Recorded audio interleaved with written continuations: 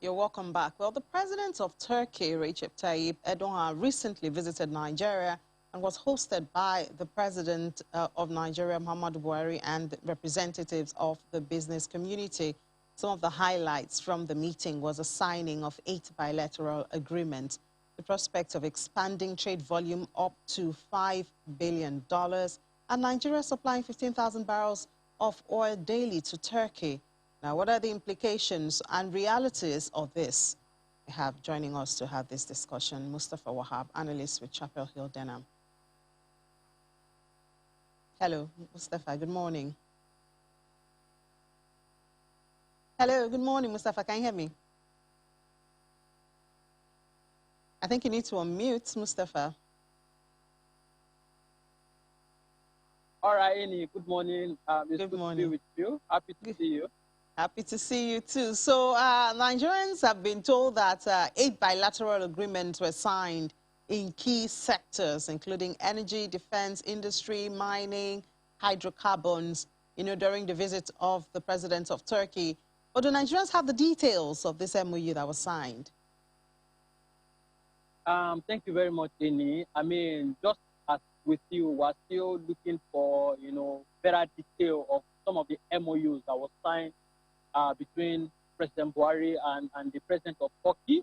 We have not seen anything, concrete as far as the deal is concerned. But what we do know is that both countries are basically looking to push in, volume up to $5 billion between them. I think currently Nigeria and Turkey are basically doing roughly $2 billion in trade.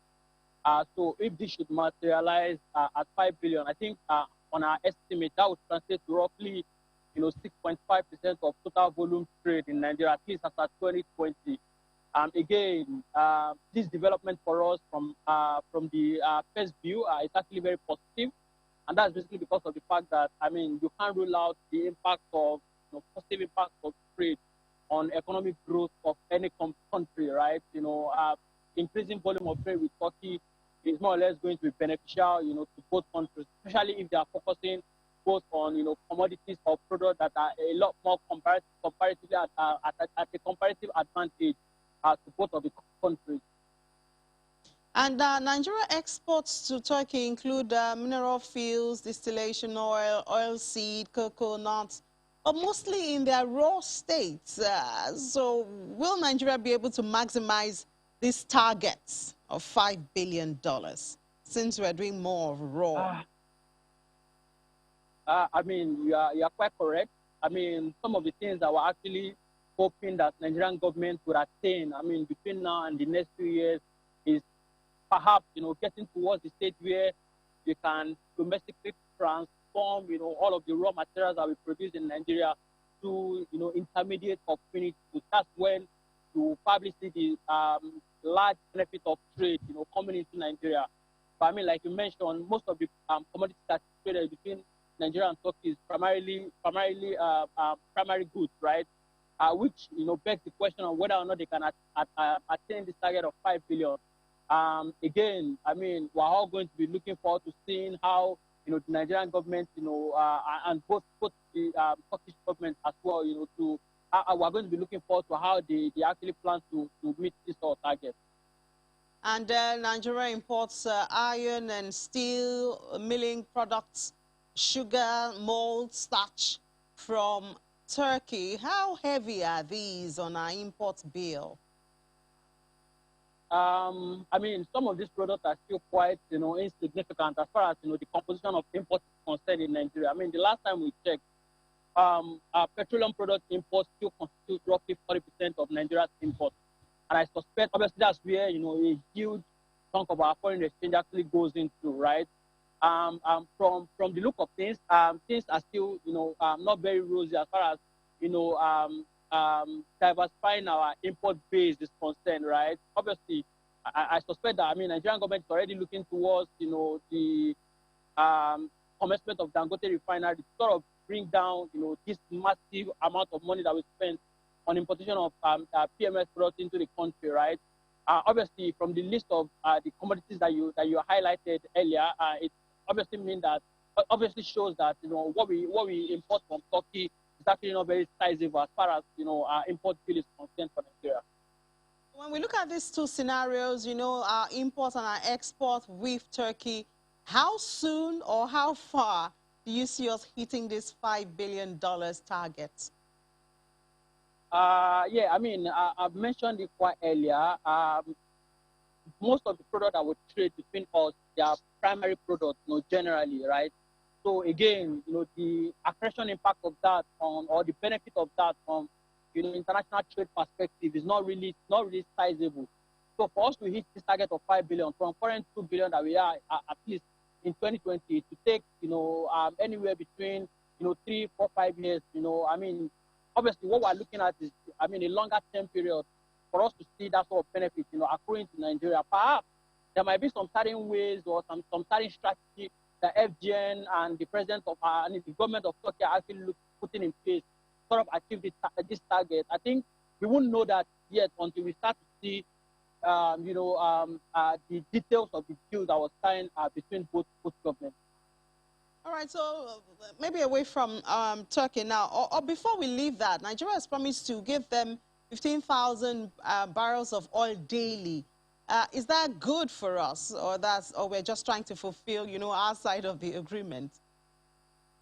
I mean, it all depends on what we're getting in return, right? So until we see, the detail of what we're getting in return, I think that's when we'll start to make a better judgment of whether or not, this sort of move to send, crude products to Turkey would be, deemed as positive or negative on Nigeria's trade. And then, still talking about oil, do you think that we're beginning to see the impact of higher oil prices in Nigeria?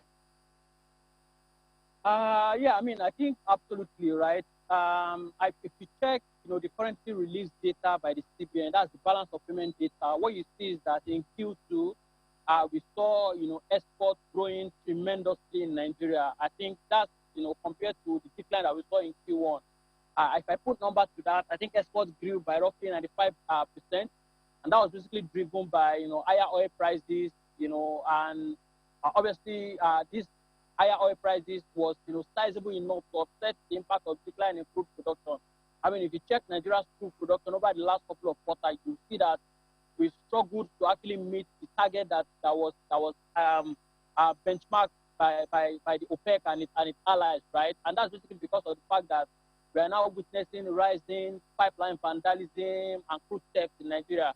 But beyond that, there's still a lot of technical and commercial issues across, the various, producing regions of the Federation, right? You think about Transportado's terminals, for instance, there was shorting in Transportado at some point in Q2. So the impact of this is putting a lot of pressure on production. However, higher oil prices is starting to show its impact on oil exports in Nigeria.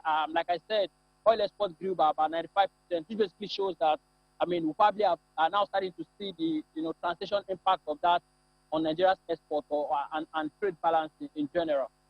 And how soon do you think this will translate to, impacting our external reserve? So in terms of reserve, I think between end of H1 and today, I think reserve has grown roughly by about 7.6 billion. All right. And again, this is not to downplay the impact of Eurobond that we did earlier, 4 billion, and IMF allocation of roughly, I think, 3.2 billion. But I think what I'm saying generally is that we're now starting to see, that impact of higher oil prices on Nigeria's external position. And I think between now and the next 2 to 3 months, we start to see the transition impact on FX reserves. Currently, we are at 40 billion as far as reserve is concerned, and we're estimating that we would hit at least 45 billion between now and the next 3 to 4 months. All right, Wahab, thank you so much for being a part of the program this morning. Wahab Mustafa is an analyst with Chapel Hill Denham, and enjoy the rest of your day. Thank you very much.